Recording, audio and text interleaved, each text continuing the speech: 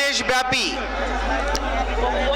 5ই আগস্টের পরে যে নির্মম নির্যাতন, মঠ মন্দিরে হামলা, ভাঙচুর, অগ্নিসংযোগ এবং লুণ্ঠন ঘটনা প্রবাহ অদ্যাবধি চলছে, রাষ্ট্রযন্ত্রে সনাতনী বা সংখ্যালঘুদেরকে যেভাবে টার্গেট করা হচ্ছে, এই সব ঘটনাবলীর নিরসনকল্পে বৈষম্যহীন একটি জাতি রাষ্ট্রে সনাতনীরা গর্বিত উত্তরাধিকার হিসেবে বেঁচে থাকার জন্য, পরবর্তী প্রজন্মকে অনুপ্রেরণাদায়ী একটি সুন্দর দেশ উপহার দেওয়ার জন্য সম্মিলিত সংখ্যালঘু জোট আজকের যে সভা আহ্বান করেছে, এই সভায় আমি প্রথমে কৃতজ্ঞতা ভরে স্মরণ করতে চাই শ্রীমান ডক্টর মহানামব্রত ব্রহ্মচারীকে, যিনি প্রথম দেশ স্বাধীনের পরে উপলব্ধি করেছিলেন সমস্ত সন্ত সমাজ, সমস্ত শ্রেণী বর্ণের এক হওয়া ছাড়া এই বঙ্গভূমিতে সনাতনীরা যথার্থ স্বাধীনতা লাভ করতে পারবে না। এই জন্য তিনি সন্ত মহামণ্ডল করেছিলেন। আজকে এখানে কেন্দ্রীয় তপবন আশ্রম, তুলসীধাম, ঋষিধাম, শঙ্কর মঠ সহ আমাদের যত মঠ মিশন রয়েছে, মহাপ্রকাশ মঠ, জগৎবন্ধু সুন্দরের এবং বিভিন্ন সৎসঙ্গ, গৌড়ীয় মঠ সহ যত মঠ মিশন রয়েছে, প্রতিটি মঠ মিশনের নির্বাহী বা প্রধানগণ এখানে অংশগ্রহণ করেছে। এই জন্য সংখ্যালঘু সম্মিলিত জোট এবং সনাতন জাগরণ মঞ্চ উভয় পটভূমি থেকে আমি সমস্ত সন্তদেরকে কৃতজ্ঞতা এবং প্রণাম নিবেদন করছি। এবং আজকে সমস্ত সনাতনী জনগোষ্ঠী শ্রেণী বৈষম্য ভুলে, মতদ্বৈততা ভুলে সমস্ত সংগঠন যে সম্মিলিত সংখ্যালঘু জোটের আহ্বানে এই কেন্দ্রীয় শহীদ মিনারে একীভূত হয়েছে, এই একীভূত হওয়াকে কৃতজ্ঞতা জানাচ্ছি। এবং আপনাদের এই উত্তরদায়িত্ব পালন করার জন্য আপনাদের পূর্বজরাও, আপনাদের পূর্বপুরুষরাও গর্বিত হবে বলে আমি দৃঢ় বিশ্বাস করি। আজকে আমরা বাঙালিরা এই বঙ্গভূমির সন্তান। একটা জিনিস মনে রাখবেন, পৃথিবীর আন্তর্জাতিক প্রতিটি সনদে ভূমিপুত্রদের স্পেশাল অধিকার রয়েছে, অথচ আজকে আমরা এই যে বঙ্গভূমি বাংলাদেশ বলছি, এই বঙ্গ শব্দটা আসছে কোত্থেকে? এই বঙ্গ শব্দটা এসছে হিরণ্যকশিপুকে বধ করে যেই ভগবান নৃসিংহদেব পৃথিবীর সিংহাসনে প্রহ্লাদ মহারাজকে বসিয়েছেন, তার দহিত্র মহারাজ বলি, যিনি শশগরা ত্রিভুবনের অধিপতি ছিলেন, সেই মহারাজ বলির পুত্র 5টি। তার পত্নী হচ্ছেন সুদেষ্ণা, যিনি হচ্ছেন এই প্রকৃত বঙ্গজননী। এই সুদেষ্ণার 5টি পুত্র অঙ্গ, বঙ্গ, কলিঙ্গ এবং সম্র এবং পুণ্ড্র, এই 5 পুত্রের মধ্যে বঙ্গের নাম অনুসারে এই বঙ্গভূমি। আমরা সেই বঙ্গের উত্তরাধিকার। সুতরাং আমাদের এই ভূমি থেকে কেউ আমাদেরকে বিতাড়িত করার অপপ্রয়াস যারা করে এসেছে, তারা এতদিন ঘুমন্ত ছিল, চেতনাবিহীন ছিল। আর এই অবচেতন মনের কার্যক্রমের পরিণতি হচ্ছে আজকে সাধু সন্তরা 53 বছর পরে তারা রাস্তায় নেমে এসেছে। আমাদেরকে অনেকে প্রশ্ন করছে, আপনারা বিগত 15 বছর কোথায় ছিলেন? আমি আমাদের মাননীয় উপদেষ্টা বৃন্দ, আমাদের গণজাগরণের এই যুব আন্দোলনের যারা সমন্বয়ক বৃন্দ, বিভিন্ন রাজনৈতিক বৃন্দ, আপনাদেরকে আমি দেখিয়ে দিতে চাই 2012 সনে হাটহাজারীতে মন্দির ভাঙচুর হয়েছে, 25টা মন্দির। 2016 সনে হয়েছে, 18 সনে হয়েছে, 21 সনে রক্তাক্ত শারদ হয়েছে। সারা পৃথিবীর 154টি দেশে আন্দোলন হয়েছে, বাংলাদেশে আন্দোলন হয়েছে। আমরা সংস্কৃতির উত্তরাধিকার বলে সারা পৃথিবীতে সুশৃঙ্খলভাবে, আদর্শিকভাবে আমাদের মনের আকুতি ন্যায্য অধিকার প্রতিষ্ঠার আন্দোলন করেছি। এই আন্দোলন সারা পৃথিবী জুড়ে বিস্তৃত হয়েছিল। আপনারা তখন কি ঘুমন্ত ছিলেন? আমরা কি আন্দোলন করিনি? 73 সনে সারা দেশে একযোগে প্রতিমা ভাঙচুর হয়েছে। এই জন্য পূজা উদযাপন পরিষদ গঠিত হয়েছিল। আমাদের অর্পিত সম্পত্তি এবং 90-এর পরে সাম্প্রদায়িক দাঙ্গার পরিপ্রেক্ষিতে হিন্দু বৌদ্ধ খ্রিস্টান ঐক্য পরিষদ গঠিত হয়েছে। সমস্ত সংগঠনগুলো জন্মের পেছনে এক একটা আন্দোলন ভূমিকা রেখেছে। আজকে বহু প্রতিষ্ঠান হিন্দুদের মধ্যে গড়ে উঠেছে। অতিশয় লজ্জার বিষয়, অনেক ধর্মীয় প্রতিষ্ঠান অনেকে অরাজনৈতিক বলে নিজেদেরকে নিষ্ক্রিয় রাখছে। আমি তাদেরকে প্রশ্ন করতে চাই, কোনটা রাজনীতি? সনাতন ধর্মই বিশ্ব রাজনীতি শিখিয়েছে। এখনো আধুনিক রাষ্ট্রবিজ্ঞানের জনক বলা যায় এই কৌটিল্যের অর্থশাস্ত্রের প্রবক্তা চাণক্যদেবকে, যিনি সারা পৃথিবীতে রাষ্ট্রবিজ্ঞান শিখিয়েছে। এখনো বিশ্বের রাষ্ট্রবিজ্ঞান চাণক্যের আধুনিক রাষ্ট্র ব্যবস্থাপনার বাইরে আসতে পারেনি। এখনো মুদ্রা ব্যবস্থা এই তার প্রভাব রয়ে গিয়েছে। সেই চাণক্য থেকে শুরু করে প্রথিত যশা সমস্ত সন্তরা, মনীষীরা, রাজর্ষিরা রাজনীতি করেছে। রাজনীতি মানে হচ্ছে উত্তম নীতি। কিন্তু আজকে দুর্ভাগ্যের বিষয়, আমাদের বাংলাদেশের রাজনীতির নামে শুধুমাত্র ক্ষমতা দখল, অর্থ লোপাট এবং জনসাধারণকে শোষণ করা ছাড়া আর ভালো কিছু আমরা গত 53 বছরে পাইনি। একটা জিনিস মনে রাখবেন, এই পরিণতি খুব ভালো দিকে যাচ্ছে না। আমরা একটি অসাম্প্রদায়িক বাংলাদেশের স্বপ্ন দেখার জন্য দেশ স্বাধীন করেছিলাম। সমস্ত হিন্দু, বৌদ্ধ, খ্রিস্টান, মুসলমান, সমস্ত উপজাতি সবার অংশগ্রহণে 30 লক্ষ শহীদের রক্তের বিনিময়ে 2 লক্ষ নির্যাতিতের আত্মবলিদানে এই বাংলাদেশ স্বাধীন হয়েছে। 4টা মূলনীতিকে আধার করে গণতন্ত্র, সমাজতন্ত্র, ধর্মনিরপেক্ষতা এবং জাতীয়তাবাদ। অতিশয় দুর্ভাগ্যের বিষয়, দীর্ঘ সময় ধর্মনিরপেক্ষতাকে নির্বাসনে পাঠানো হয়েছে। অজুহাত দেখানো হয়েছে যে ধর্মনিরপেক্ষতা মানে ধর্মহীনতা, ধর্মনিরপেক্ষতা মানে প্রতিটি ধর্মের সহাবস্থান নিশ্চিত করা। এই সত্যটি অনুধাবন করতে না পারার জন্য কেউ এইটি নির্বাসনে নেওয়ার প্রচেষ্টা করেনি। এটি বুদ্ধিদীপ্ত একটি প্রচারণা। বাংলাদেশে তথাকথিত সুশীল সমাজ, তথাকথিত জ্ঞানীরা এবং তথাকথিত কিছু মিডিয়ার যৌথ প্রচারণায় ধর্মনিরপেক্ষতাকে ধর্মহীনতা হিসেবে উপস্থাপনের প্রচেষ্টা হয়েছে, যার ফলশ্রুতিতে আজকে বাংলাদেশ স্বাধীনতার পরে 53 বছর হয়ে গিয়েছে, বাঙালি জাতি একটি আদর্শিক ইতিহাস তৈরি করতে পারেনি। বাঙালি জাতি একটি প্ল্যাটফর্ম তৈরি করতে পারেনি। বাঙালি জাতি জাতীয়তাবোধকে বিকশিত করার জন্য একটা সুষ্ঠু পদক্ষেপ গ্রহণ করতে পারেনি। এটি আমাদের জন্য লজ্জার, ভবিষ্যৎ প্রজন্মের জন্য আতঙ্কের। এই জন্য এই আতঙ্কের নিরসন হওয়া জরুরি।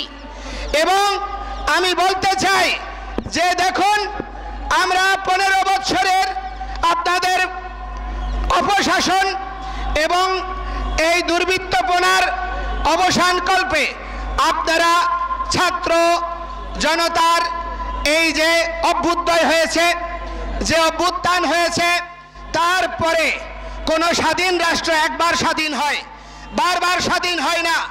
কিন্তু এই স্বাধীনতা কেন আমরা ধরে রাখতে পারিনি? এই দেশে কেন সাম্প্রদায়িকতা, দুর্নীতি, ক্ষমতা লিপ্সু মানসিকতা বিকশিত হয়েছে? এর জন্য দায়িত্ব কোন রাজনৈতিক দল এড়াতে পারে না। আমি আপনাদেরকে বলতে চাই, এর জন্য কোন শিক্ষাবিদরা এড়াতে পারে না। কারণ আমাদের প্রত্যেকের মধ্যে লেজুর বৃত্তির মানসিকতাই আজকের এই বিপর্যয় নিয়ে এসেছে। ছাত্র জনতাকে মাঠে নামতে হয়েছে। তো সেই স্বাধীনতা আপনারা নতুন করে উপভোগ করতে চাইছেন। কাকে পরাধীন করে? কাকে পরাস্ত করে? যেই পরাস্ত করেছেন আসুরিকতাকে, দুর্বৃত্তপনাকে, সেই দুর্বৃত্তপনা এখন দেশের প্রতিটি প্রান্তরে ছড়িয়ে পড়ছে। আজকে প্রতিটি সনাতনীরা, সংখ্যালঘুরা, পাহাড়িরা অনিরাপত্তার মধ্যে দিন রাতিপাত করছে। আমাদের নিরাপত্তা নাই, হুমকি আসছে প্রতিটি মুহূর্তে। কিছুক্ষণ আগে জানলাম ভোলাতে সার্কুলার রোডে ধীরেন রায়ের পূজা কমিটির পূজা বন্ধ করে দেওয়া হয়েছে। বিভিন্ন জায়গায় পূজা বন্ধ করে দেওয়া হচ্ছে, প্রতিমা ভাঙচুর হচ্ছে, মঠ মন্দির ক্ষতিগ্রস্ত করছে, চাঁদাবাজি চলছে, শ্লীলতাহানি হচ্ছে। এখন প্রশ্ন হচ্ছে সংখ্যালঘু কারা? যথার্থ সংখ্যালঘু হচ্ছে দুর্বৃত্তরা। বাংলাদেশের অধিকাংশ মানুষ অসাম্প্রদায়িক, বাংলাদেশের অধিকাংশ মানুষ ভালো, বাংলাদেশের প্রতিটা মানুষ ধার্মিক। কিন্তু আমার প্রশ্ন তাদের কাছে, যদি এই বাংলাদেশের প্রতিটা লোক হয় বিএনপি, হয় আওয়ামী লীগ, হয় জাতীয় পার্টি, অথবা জামায়াতে ইসলাম, অথবা হেফাজত ইসলাম, কোনো না কোনো রাজনৈতিক দল বা মতাদর্শের অনুসারী, কিন্তু আমার প্রশ্ন হচ্ছে 5ই আগস্টের পরে আমরা সবাইকে পাশে পেয়েছি, এজন্য আমরা আপনাদেরকে ধন্যবাদ দেই। কিন্তু আমাদের কোনো হিন্দুরা মনের সাহস নিয়ে দীপ্ততার সঙ্গে যেই কথাটি বলতে পারেনি, জামায়াতে ইসলামের আমিরে জামায়াত তিনি বললেন যে কোনো মুসলমান পাহারা দিয়ে নামাজ পড়ে না, কোনো মুসলমানের মসজিদ পাহারা দিতে হয় না, তাহলে হিন্দুদের মন্দির পাহারা দেওয়া হচ্ছে কেন? আপনারা বলছেন এই দেশে সহিংসতা হচ্ছে না, রাজনৈতিক নিপীড়ন হচ্ছে, তাহলে কেন দুর্গা পূজায় মাদ্রাসা ছাত্রদেরকে নামিয়ে দেওয়ার প্রয়োজনীয়তা অনুভব করছেন? এটার মধ্য দিয়ে প্রতীয়মান হয় এই দেশে সংখ্যালঘুরা কত অনিরাপদ। এই অবস্থার জন্য দায়ী কারা? সংখ্যাগরিষ্ঠ জনগোষ্ঠী, যেখানে কোনো না কোনো রাজনৈতিক দলের অনুসারী। বাংলাদেশের মেজরিটি মানুষ কোনো না কোনো রাজনৈতিক দলের অনুসারী। তাহলে আপনারা কেন দুর্বৃত্তপনাকে চিহ্নিত করতে পারছেন না? আওয়ামী লীগ যখন ক্ষমতায় ছিল 2001 সনের সাম্প্রদায়িক নিপীড়নের জন্য চুপ্পু কমিশন গঠন করা হয়েছিল। বর্তমান রাষ্ট্রপতি তার নেতৃত্বে চুপ্পু কমিশন তদন্ত করেছিল। দুর্ভাগ্যের বিষয়, চুপ্পু কমিশনের রিপোর্ট উনি রাষ্ট্রপতি হয়েও আজ পর্যন্ত প্রকাশ করেনি এবং আজ পর্যন্ত বিচার করেনি। তাহলে বিএনপির সময়ে যেই সহিংসতা হয়েছে তার দায়িত্ব পালন করেনি আওয়ামী লীগ। আওয়ামী লীগের আমলে হয়েছে আমাদের ঐক্য পরিষদ সহ সমস্ত সংগঠনগুলো কুমিল্লার তথাকথিত গডফাদারকে নির্বাচনে নমিনেশন না দেওয়ার জন্য বলেছিল। আমরা আন্দোলন করেছিলাম, প্রতিবাদ করেছি, তাদেরকে নমিনেশন দেওয়া হয়েছে। সেই দুর্বৃত্তপনার বিচার আজকে যদি রাজনৈতিক দায় এড়াতে চায়, তাহলে বিএনপি, জামায়াতে ইসলাম, আপনারা যারা আছেন ক্ষমতায়, তাদের উচিত ছিল প্রথম 5টা বা 6টা কমিশনের সঙ্গে 21 সাল থেকে অদ্যাবধি যে সহিংসতা হয়েছে, যে নির্যাতন হয়েছে, হত্যাকাণ্ড হয়েছে, তার জন্য কমিশন গঠন করা। তাহলে আমরা বুঝতাম আপনারা বাস্তবিকই সংখ্যালঘুদের প্রতি আন্তরিক। সেটি তো আমরা দেখিনি। আপনারা সংবিধান সংশোধন করতে চান, আমরা বিরোধিতা করি না। রাষ্ট্র যদি সামগ্রিকভাবে জনসাধারণের প্রয়োজনীয় মৌলিক অধিকার প্রতিষ্ঠার জন্য সংযুক্তি দরকার হয়, করেন। তবে সেখানে আমরা শুনলাম কালকে সেই কমিশনে হিন্দু প্রতিনিধি দেওয়া হয়েছে। আমাদের বক্তব্য হচ্ছে আড়ালে লুকোচুরি করে আমাদের পাহাড়িদের মধ্যে একজন উপদেষ্টা নিয়োগ করা হয়েছে। এই উপদেষ্টা তিনি পাহাড়িদের উপর যখন হামলা হয়েছে বক্তব্য এসেছে তার, আমরা তাকে কৃতজ্ঞতা জানাই। কিন্তু আমাদের যে হিন্দু উপদেষ্টা হলো, আজ পর্যন্ত কোনো মন্দির পরিদর্শনে যায়নি, কোনো ক্ষতিগ্রস্তের পাশে দাঁড়ায়নি, হিন্দুদের স্বার্থে সংখ্যালঘুদের স্বার্থে কোনো বক্তব্য দেয়নি।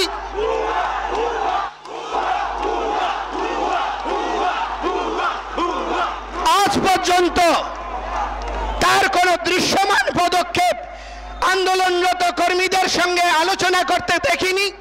তাহলে কাকে আপনি হিন্দু প্রতিনিধি বানিয়েছেন? অতীতে যত ধর্মীয় সংগঠন ছিল তাদেরকে রাজনৈতিক লেজুর বৃত্তির প্রতিষ্ঠানে পরিণত করা হয়েছে। কারণটা কি? যারা ছাত্র ইউনিয়ন করেছে, যারা কমিউনিস্ট করেছে, যাদের ধর্মীয় অনুভূতি নাই, সেই সমস্ত তথাকথিত বুদ্ধিজীবীদেরকে হিন্দুদের নেতা বানানো হয়েছে।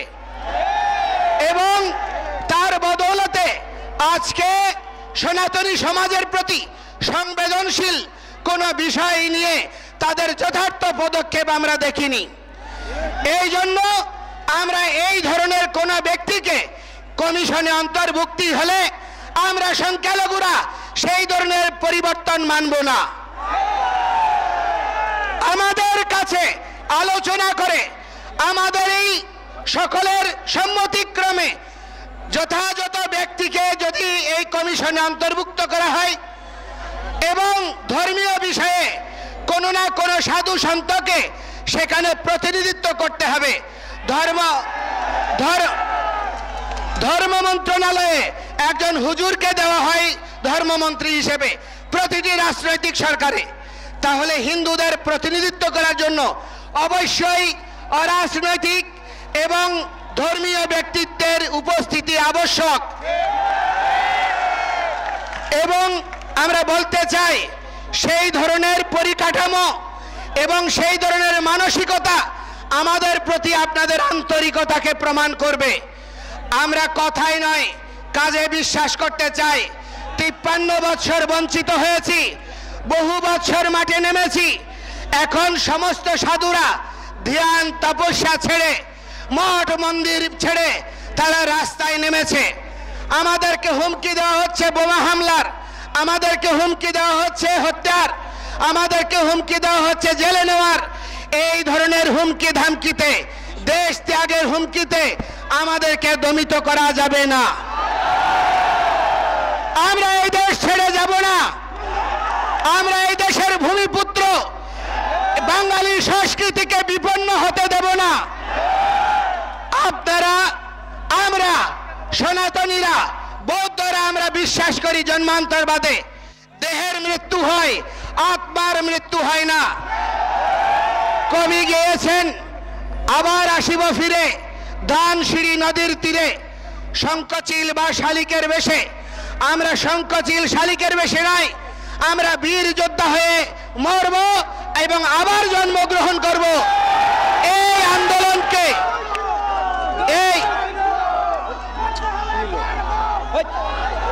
এই আন্দোলনকে